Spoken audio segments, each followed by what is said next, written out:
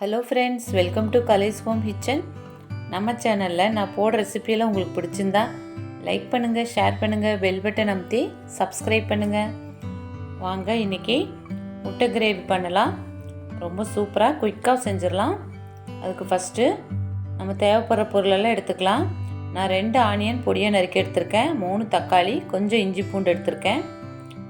இது கூட ஒரு கடாயில் 1 டேபிள் ஸ்பூன் ஆயில் ஆட் பண்ணிக்கலாம். இதில் கொஞ்சமாக உப்பு போட்டுக்கலாம். ஒரு பிஞ்ச் மிளகாத்தூள் ஆட் பண்ணிக்கலாம். மிளகாத்தூள் உப்பு நல்லா கலக்கி விடுங்க. கொஞ்சமாக மஞ்சத்தூள், இது எல்லாமே நல்லா கலக்கி விட்டு நம்ம வேக வச்ச முட்டை இது கூட ஆட் பண்ணிக்கலாம். நான் ஒரு 6 முட்டையை வேக வச்சுருக்கேன். அதை இந்த மாதிரி கீறு போட்டு ஆட் பண்ணிக்கிறேன். நீங்கள் 2ஆக கட் பண்ணி கூட போட்டுக்கோங்க. முட்டை நல்லா ரோஸ்ட் ஆகட்டும். இந்த மசாலா கூட ஒரு 2 நிமிஷம் ஷார்ட்டே பண்ணுங்கள்.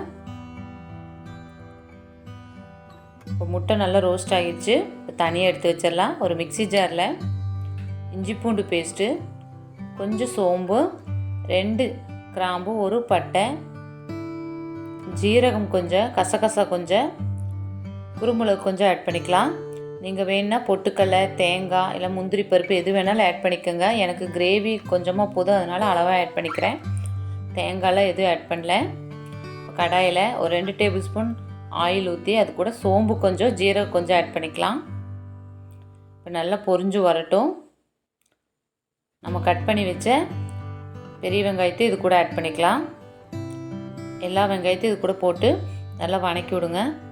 இந்த கருவேப்பிலையும் இப்போ போட்டுக்கலாம். வெங்காயம் நல்லா வதக்கி விடுங்க. வெங்காயம் வெந்து வரைக்கும் கொஞ்சம் உப்பு ஆட் பண்ணிக்கலாம்.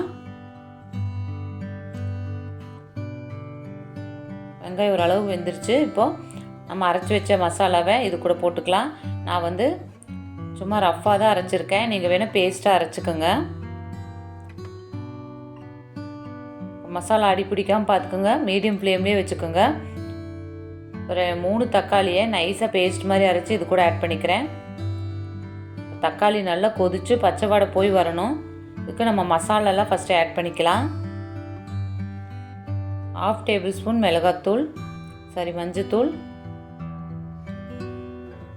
1 டேபிள் ஸ்பூன் மிளகாய்த்தூள், கொஞ்சம் கரம் மசாலா, 3 டேபிள் ஸ்பூன் மல்லித்தூள் ஆட் பண்ணிக்கிறேன். மல்லித்தூள் கொஞ்சம் எக்ஸ்ட்ரா போட்டுக்கலாம். நம்ம தேங்காய் எதுவும் அரைச்சி ஊற்ற போகிறதில்ல, அதனால். இப்போ நல்லா கலக்கி விட்டு மீடியம் ஃப்ளேமில் ஸ்லோ பண்ணி வையுங்க. கொஞ்சம் கொதிச்சு வரட்டும்.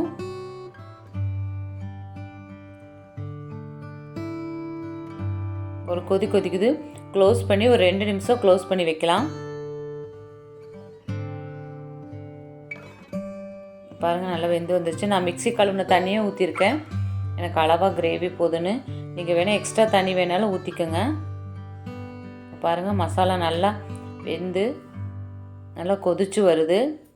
இந்த ஸ்டேஜில் நீங்கள் உப்பு காரமெல்லாம் பார்த்துக்கோங்க. காரம் கொஞ்சம் பத்தில் ஆட் பண்ணிக்கிறேன். இந்த மாதிரி கிரேவி போதுன்னா இந்த ஸ்டேஜில் முட்டை ஆட் பண்ணிக்கலாம். இப்போ முட்டை ஆட் பண்ணி ஒரு 3 நிமிஷம் நல்லா கொதிக்க வச்சு ஆஃப் பண்ணிக்கலாம். இன்னும் திக்காகணுன்னா இன்னும் 2 நிமிஷம் மீடியம் ஃப்ளேமில் வைக்கலாம். இப்போ பாருங்கள், இன்னும் கொஞ்சம் கூட எனக்கு கிரேவி மாதிரி வரணும். சாப்பாடுக்கு, இட்லி, தோசைக்கெல்லாம் ரொம்ப சூப்பராக இருக்கும். இப்போ ஸ்லோ ஃப்ளேமில் நம்ம ஒரு 2 நிமிஷம் வைக்கலாம். மேலால் கொத்தமல்லி தழை தூவி விட்டு ஸ்லோ ஃப்ளேமில் வைங்க. ஒரு 3 நிமிஷம் ஆயிடுச்சு. இங்கே பாருங்கள், நல்லா எண்ணெய் பிரிஞ்சு வந்துருச்சு. நான் ஆஃப் பண்ணிட்டேன். முட்டை கிரேவி ரெடி ஆயிடுச்சு. கொஞ்சம் எக்ஸ்ட்ரா கிரேவி வேணும்னா நீங்கள் தேங்காய் கூட அரைச்சி லாஸ்ட்டாக இறக்குறக்கு ஒரு 2 நிமிஷத்துக்கு முன்னாடி பால் எடுத்து ஊற்றுங்க. முட்டை கிரேவிக்கு ரொம்ப டேஸ்ட்டாக இருக்கும். நீங்களும் இதே மாதிரி முட்டை கிரேவி செஞ்சு பாருங்கள். இது இட்லி, தோசை, சப்பாத்தி சாப்பாடுக்கெலாம் ரொம்ப சூப்பராக இருக்கும். நான் இன்றைக்கி சாப்பாடுக்கு எடுத்திருக்கேன். ரசம், முட்டை கிரேவி, பப்படம் எடுத்திருக்கேன். ரொம்ப சூப்பராக இருந்துச்சு. நீங்களும் இதே மாதிரி ட்ரை பண்ணுங்கள். உங்களுக்கு பிடிச்சிருந்தா லைக் பண்ணுங்கள், ஷேர் பண்ணுங்கள், பெல் பட்டன் அமுத்தி சப்ஸ்கிரைப் பண்ணுங்கள். தேங்க்யூ.